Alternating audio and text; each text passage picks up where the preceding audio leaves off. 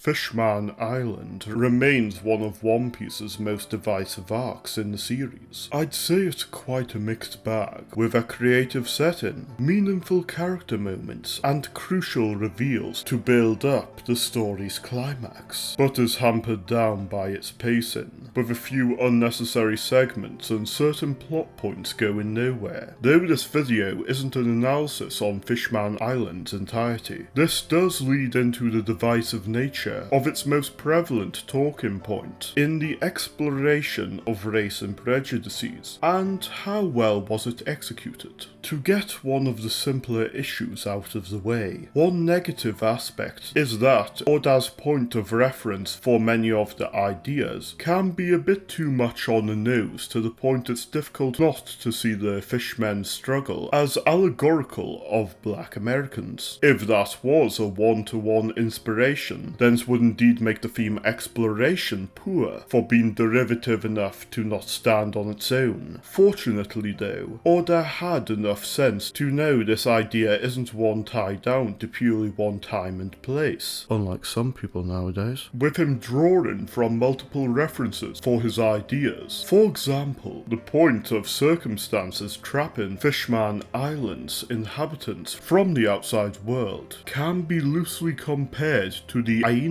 population becoming mainly relegated to Hokkaido through discrimination and attempts to have them give up their culture by the Yamato, the dominant ethnic group of Japan, and not this one of course. Or the ideas of the freed slaves receiving a new brand, possibly drawing from the Roman mark of the fugitivus. The ideas of the cycle of hate also extend beyond race and towards beliefs as well, with Hodi demanding many people step on Otohime's photos, being highly comparable to how the Tokugawa shogunate forced Japanese Christians to tread on icons. That out of the way, it's worth going over the exploration of this idea, with how a few characters tie heavily into it, starting with Fisher Tiger. His story is perhaps the most complex of those connected to the major backstory, with him acknowledging he can't move beyond his hatred for humans after being enslaved, yet fighting for the next generation to not be trapped by his darker thoughts, to the extent he views slaying a human as a defeat. This immediately presents the exploration of racial discrimination and the cycle of hate as nuanced, with it being clear some people have gone through too much under one group to ever forgive them. Yet, that's not to say they should believe others should be trapped by the same thoughts. This is important when considering his legacy, in his tragic flaw being an inconvenient truth, hidden for the sake of what he represented, which shows an important lesson on the idolization of figures associated with stopping discrimination or slavery. A clear example being how little is genuinely known about Spartacus's motives or end goal behind freeing Rome's slaves. Tiger also stands out when contrasted with Otohime's benevolent attempts at creating peace between fishmen and humans. Both take the step of action for their cause in Tiger freeing slaves, and Otohime's visit to Marishwa, which help elevate them above the typical residents of their island, who, like others complaining about the lack of dignity provided for their differences or the state of the world, make no effort to change its course when preferring the familiar. What makes them contrast is their attitude towards their goals, and how this ties into the sun's role as a metaphor, with Tiger struggling to not give into his inner darkness, whereas Otohime's focus on the light of the sun causes her to not see the darkness festering in those such as Hodi and lead to her demise. Not only does this show the issues of forced positivity towards a cause, but how true equality isn't an achievable goal for those combating discrimination. Even the most benevolent defender of understanding will condone actions from her daughter she wouldn't from another child, and focus on the positives of her end goal rather than what dark reactions may come about from it. Though the former part isn't given much subtlety, this comes together in highlighting the often overlooked fact that genuinely treating everyone with equal value is impossible by the nature of simple things such as familial bonds, and the true goal to aspire towards is of giving each person the right of equal dignity. Otohime's desires being passed down to Shirahoshi aren't the only inherited will, as Jinbei and Hody represent everything that Taiga tried to become and avoid respectively, not traumatized as Taiga was, or unwilling to change as with Arlon. Jinbei's time with Koala and the respect he finds towards Whitebeard help destroy his disdain for humans. Meanwhile, Hody Jones takes Arlon's words as fact, and takes in the inherited will of those who never moved on from hating humans. This shows itself in his infamous motivation, or lack thereof, which is perhaps the most controversial part of the arc, at least ignoring Sanji's characterization, and this reason for his actions is a perfect, realistic take on many cases of racial extremism. It's safe to say that the majority of groups who suffered from discrimination in past generations have nowhere near as many problems today. For instance, the USA isn't living in the age of Jim Crow anymore. However, biases or crimes of the past, being oversimplified and passed down to the next generation, can corrupt them into hollow talking points of prejudices that can become inherently hypocritical when villainizing one group and victimizing another. Hody's actions also tie into a matter very much linked to this, in showing the motives of a lot of revolutions far more realistically than other cases in the series. Most major cases in history, such as the Russian Revolution and communism as a whole, were founded on hypocrisy as no more than a means to place those too lazy to put in the proper effort into positions of power, while using those rallied to their cause as pawns, to be discarded if beneficial, or if they try to negotiate with the other side rather than adamantly hating them, embodying everything they claim to fight against. In other words, Hody is the equivalent of the average Gen Z anarcho-communist who twists everything into being racist or demonizes white people. His subordinates and their final opponents also serve as good examples of the lack of experience, such as Zeo's attempt to make every mistake seem like a calculated decision, showing how much their ideology would crumble if the flaws of it become apparent, whereas Brook's existence opposes his notion that mindlessly dying for a cause is a victory. Ikaros's fear of the sun that serves as a metaphor of truth and peace shows the new Fishman pirate's desire to live ignorantly in the dark about the complexities of the world, with him being undone by a radical beam of light, and Yozo having become the frog in the well that Zoro moved beyond being after leaving East Blue, highlights how many working in activist movements are based on a very limited perspective. The previously mentioned real-life examples also tie heavily into Jinbei's advice for Luffy not to fight Hody immediately, as it could worsen things by having him serve as a martyr to his cause, and give rise to a successor at some point. This is very accurate towards many modern examples of activist movements. Even in cases in no way associated with it, many will twist someone's death into being a discriminatory action to fuel flames of conflict, regardless of how good of a person the martyr of the cause may have been. It's in combating such cases with an equal retaliation that one of the arc's main topics of race comes into play, through the cycle of hate. Regardless of how justified one group may be in defending themselves against another, further conflict breeds little long-term solutions and causes the divide to at best remain the same, if not growing. This is what makes Shirahoshi, her brothers, and Nami breaking the cycle of hate so important. Nami's in particular stands out in being the opposite of Otohime's goal, while carrying her ideals, coming from the surface to Fishman Island rather than the reverse, and bringing proof to Jinbei that there are those caught in the cycle who refuse to bend to absolutist hatred, when acknowledging the crimes of Arlon and the mistreatment of Hachan as individual cases rather than an embodiment of the whole. These themes culminate both in Luffy telling the inhabitants to decide whether or not the Straw Hats are allies or enemies through their actions, as well as in Jinbei breaking the law on two species exchanging blood with Luffy. That perfectly encapsulates the arc's message of breaking pointless cycles. On that topic, tradition adds another nuance to the arc's themes. Though the laws about blood transfusion fusions are a pointless barrier hindering what would be most efficient. The importance of protecting the Noah rather than destroying it is proven by the end, which ties into the place tradition has when it comes to understanding of different cultures. Whereas some traditions and laws only hinder understanding or civilization's improvement, others help a society function and protect it from those wishing to dismantle things outside and in. A lesson seen often in modern times, with some people's obsession of dismantling the past. If there's one weak area in the arc's theme exploration though, it would be Frankie's conversation with Den, meant to highlight the problems of focusing on differences, which doesn't really work beyond information on Fishman and merman biology, when the former is inherently a very different process to human biology, which makes its role in tying into the themes of the arc